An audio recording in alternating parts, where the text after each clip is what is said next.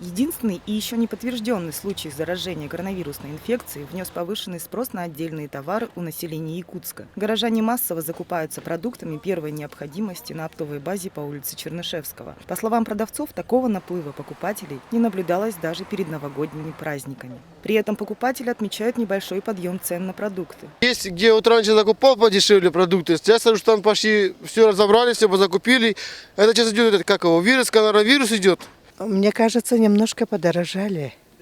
Ага, вот, например, я чеснок покупала упаковку 30 рублей, а сейчас, как говорят, 35 рублей.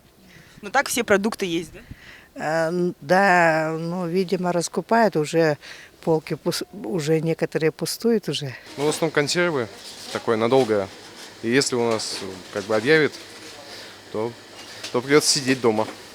На прилавках в магазинах присутствует все разнообразие продуктового ассортимента и дефицита не наблюдается. Магазины зафиксировали повышенный спрос на макароны, консервы, крупы и некоторые непродовольственные товары, например, моющие средства и туалетную бумагу. Да, туалетная бумага есть, разная, большой ассортимент. Спрос, ну да, последнее вот время есть, спрос хороший.